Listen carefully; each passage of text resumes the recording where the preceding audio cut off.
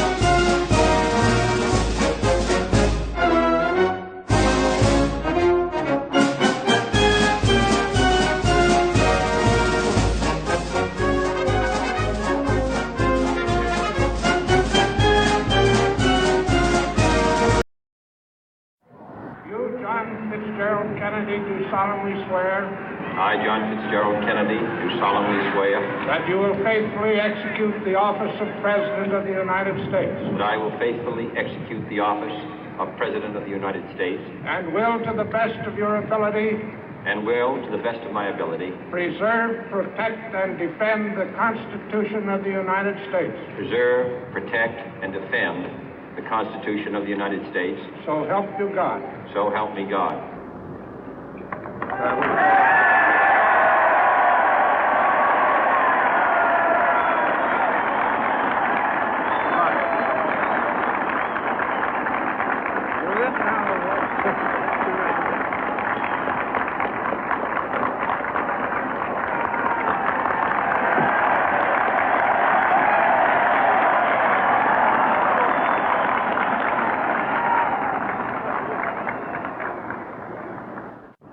Vice President Johnson, Mr. Speaker, Mr. Chief Justice, President Eisenhower, Vice President Nixon, President Truman, Reverend clergy, fellow citizens.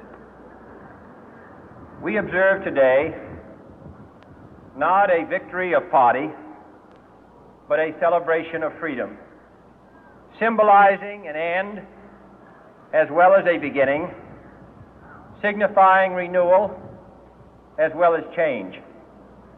For I have sworn before you and Almighty God the same solemn oath our forebears prescribed nearly a century and 3/4 ago.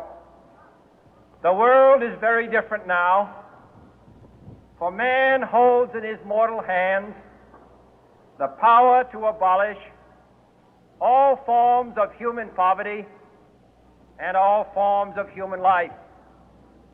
And yet the same revolutionary beliefs for which our forebears fought are still at issue around the globe. The belief that the rights of man come not from the generosity of the state, but from the hand of God. We dare not forget today that we are the heirs of that first revolution. Let the word go forth from this time and place to friend and foe alike that the torch has been passed to a new generation of Americans born in this century, tempered by war, disciplined by a hard and bitter peace, proud of our ancient heritage, and unwilling to witness or permit the slow undoing of those human rights to which this nation has always been committed and to which we are committed today at home and around the world.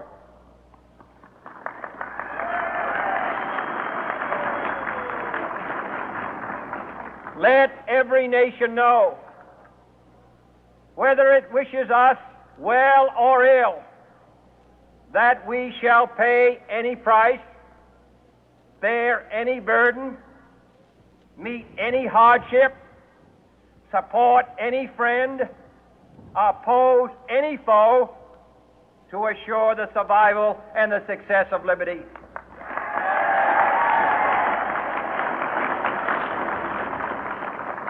This much we pledge and more. To those old allies whose cultural and spiritual origins we share, we pledge the loyalty of faithful friends. United, there is little we cannot do in a host of cooperative ventures. Divided, there is little we can do, for we dare not meet a powerful challenge at odds and split asunder. To those new states whom we welcome to the ranks of the free, we pledge our word that one form of colonial control shall not have passed away, merely to be replaced by a far more iron tyranny. We shall not always expect to find them supporting our view, but we shall always hope to find them strongly supporting their own freedom, and to remember that in the past, those who foolishly sought power by riding the back of the tiger ended up inside.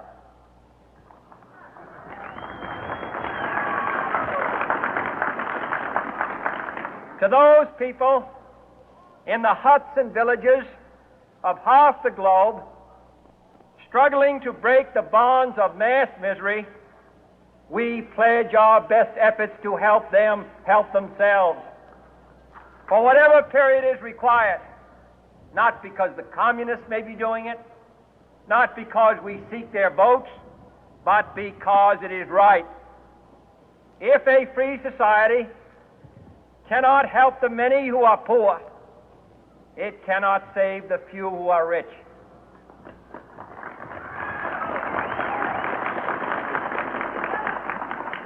To our sister republics south of our border, we offer a special pledge to convert our good words into good deeds, in a new alliance for progress, to assist free men and free governments in casting off the chains of poverty. But this peaceful revolution of hope cannot become the prey of hostile powers. Let all our neighbors know that we shall join with them to oppose aggression or subversion anywhere in the Americas. And let every other power know that this hemisphere intends to remain the master of its own house.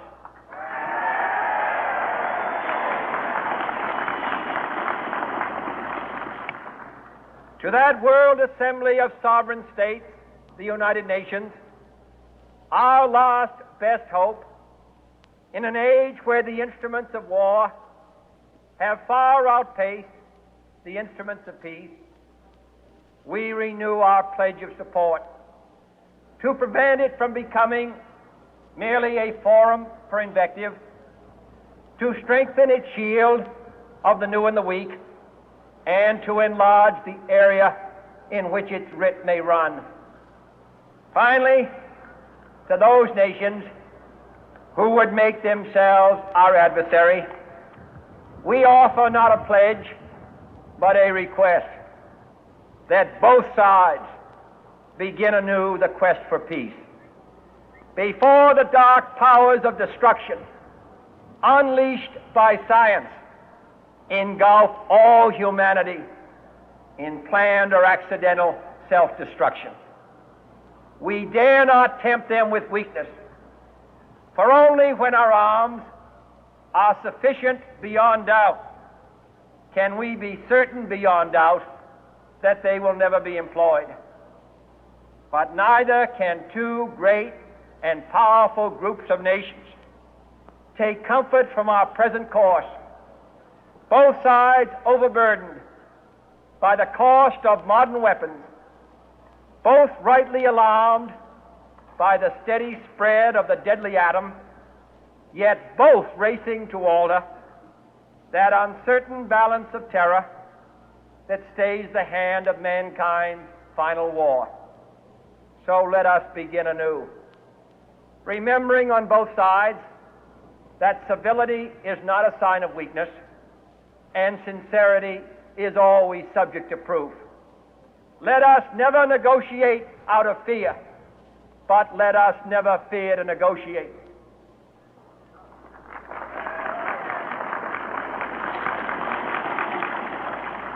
Let both sides explore what problems unite us, instead of belaboring those problems which divide us. Let both sides, for the first time, formulate serious and precise proposals for the inspection and control of arms, and bring the absolute power to destroy other nations under the absolute control of all nations.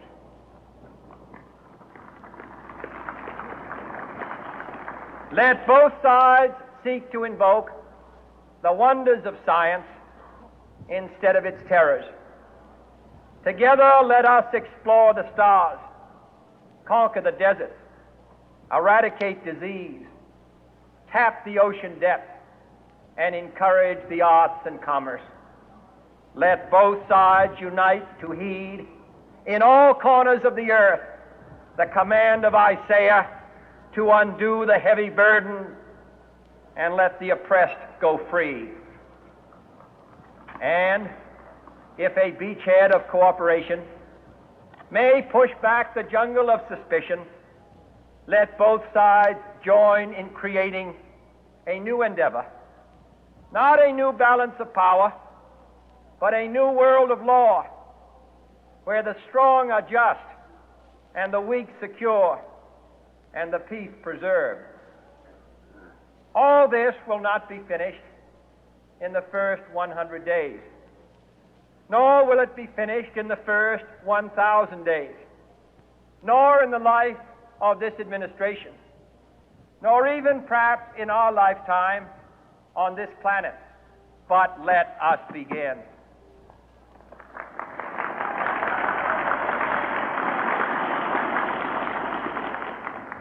In your hands, my fellow citizens, more than mine, will rest the final success or failure of our course. Since this country was founded, each generation of Americans has been summoned to give testimony to its national loyalty. The graves of young Americans who answered the call to service surround the globe. Now the trumpet summons us again, not as a call to bear arms, though arms we need, not as a call to battle, though in battle we are, but a call to bear the burden of a long twilight struggle, year in and year out, rejoicing in hope, patient in tribulation, a struggle against the common enemies of man, tyranny, poverty, disease, and war itself. Can we forge against these enemies a grand and global alliance, north and south, east and west, that can assure a more fruitful life for all mankind? Will you join in that historic effort?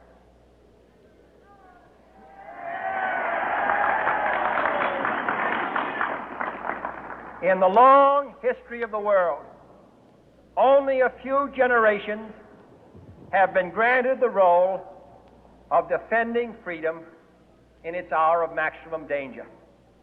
I do not shrink from this responsibility. I welcome it.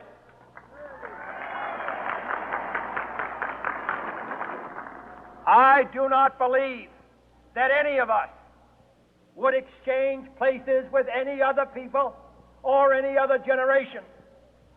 The energy, the faith, the devotion which we bring to this endeavor will light our country and all who serve it. And the glow from that fire can truly light the world.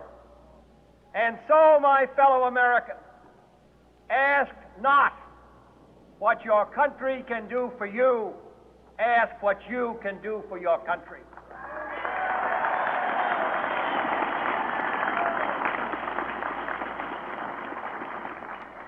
My fellow citizens of the world, ask not what America will do for you, but what together we can do for the freedom of man.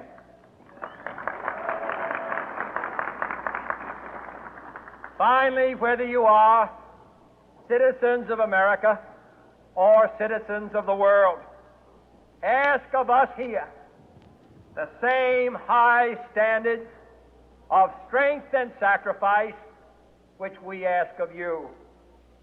With a good conscience, our only sure reward, with history the final judge of our deeds, let us go forth to lead the land we love, asking His blessing and His help, but knowing that here on earth God's work must truly be our own.